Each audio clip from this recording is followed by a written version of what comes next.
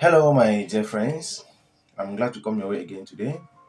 It's always a pleasure for me to stop by and brainstorm with you on the issues of life.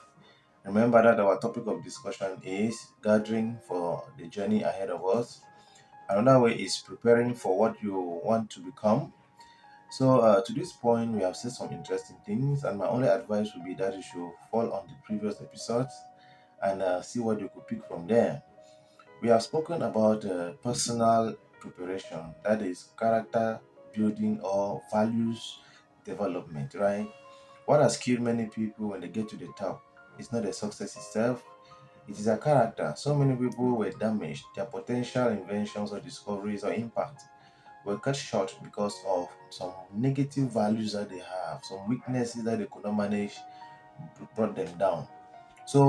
In this regards, let's pick some lessons from the Good Samaritan because that name was given to somebody who was a great blessing to humanity, and it's a model for whoever wants to make impact. Because what we are trying to achieve with this series is not just to make you great, it's not just to help you to become a big man, a great figure in the society, but to be a positive force, a blessing to so many people. And we find most of the values that we are propagating here in the life of the Good Samaritan, in the story of the Good Samaritan.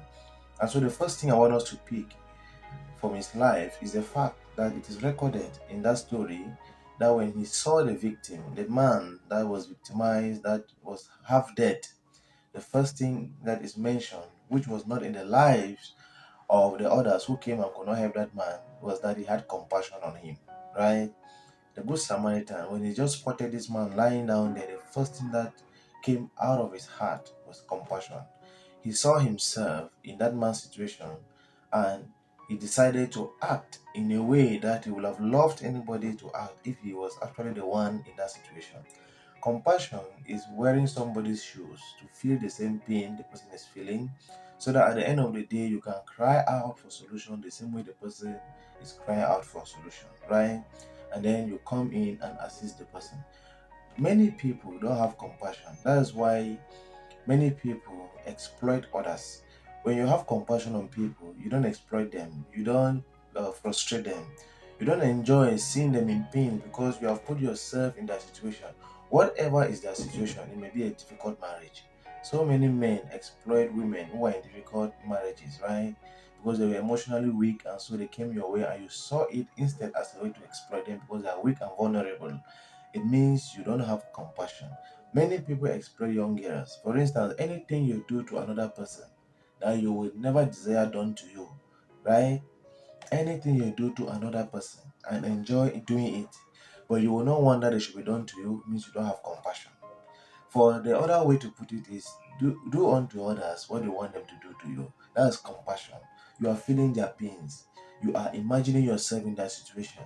You are thinking that if I was the one that this was done to, what would I wish people to do for me? It's like many guys who go to university and damage people's daughters. And then somewhere in the future they don't want anybody to damage their own daughters. But you damage somebody's daughter or many ladies who damage people's sons, or many mothers who hurt other children that are living with them, but they don't want anybody to hurt their own child. You see, that means you don't have compassion. Do to others what you want them to do to you. And that is what can summarize why this man went all out, the Good Samaritan went all out to making sure that that man came back to life. He spent almost everything he had for the salvation of somebody, for the well-being of somebody that he was meeting for the first time because of compassion. And let me tell you, if you doubt what I'm saying, go and read the story of Christ Jesus. You will discover that in many of the places that he did miracles, outstanding miracles. The Bible says he was moved by compassion. He saw them like a multitude having no shepherd. He felt sorry for them. And then that sorrow pushed him to do what he did. Right? The best of Jesus came out because of compassion for the people. Even in Luke 5, you will discover that even some sermons, some deep sermons that he taught, the Bible first says he had compassion on them. So if your own life is not ruled by compassion, you will be an exploiter. You will be a victimizer. You will exploit people. You will harm people. and that will not be good. So the first thing we need to develop on this journey that we need to gather is compassion. Go and do a research on compassion and build yourself to be a compassionate person. A compassionate person, there is a way you will treat your employees. A compassionate person, there is a way you will treat your wife. A compassionate person, there is a way you will treat your neighbors. A compassionate person, there will be a way you would behave towards others. Let's say, for instance, students who are wasting their father's money in school. If you are compassionate, you cannot do that. So, compassion is the bedrock for a happy life, for blessing people, for impacting people positively. But when you don't have compassion, you will exploit people. People will work for you, you will not pay them, and you will sleep. People will go all out for you, and you will injure them, you will harm them. And that will not be good for life. I wish you all the best, my dear friends. Bye bye.